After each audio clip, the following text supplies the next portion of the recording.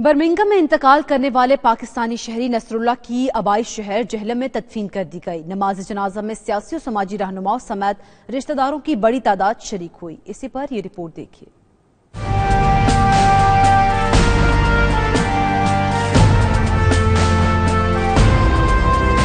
Birmingham کے ہسپتال میں زیر علاج نصر اللہ بٹ 2 روز قبل انتقال کر گئے تھے، جن کی میت کو آج صبح اسلام آباد ایئرپورٹ پہنچایا گیا۔ ان کے آبائی علاقے کی فضا سارا دن سوگوار رہی۔ میت کے آبائی گاؤں چھیرا پہنچنے پر ہر آنکھ اشکبار تھی۔ ڈیڈ باڈی کے ساتھ بیوی، 2 بیٹے اور بھائی بھی پاکستان آئے۔ نصر اللہ بٹ نے دوران علاج سوشل میڈیا پر پاکستانی حکومت سے نوٹس لے کر بیوی بچوں سے ملاقات اور علاج کروانے کی اپیل کی تھی، جس پر D G ISPR general Asif Ghafoor نے نوٹس لے کر بیوی بچوں کو انگلینڈ پہنچانے کے اخراجات کا انتظام کیا تھا۔ 9 سال سے انگلینڈ میں مقیم نصر اللہ بٹ کو دل کا اٹیک ہوا تھا، جس کے بعد ان کا دل 20% کام کر رہا تھا، تو برطانوی ڈاکٹروں نے نصر اللہ بٹ کا مرض لا علاج قرار دے دیا تھا۔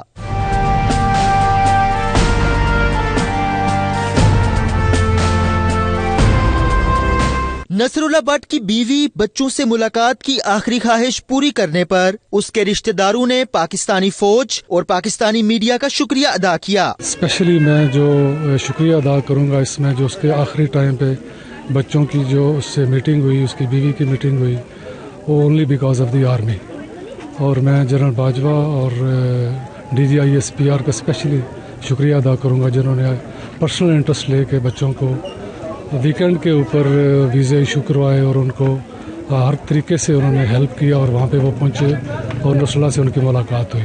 بہت تکلیف ہوئی ہے اس کی، ہمیں بہت کمی اس کی محسوس کریں گے۔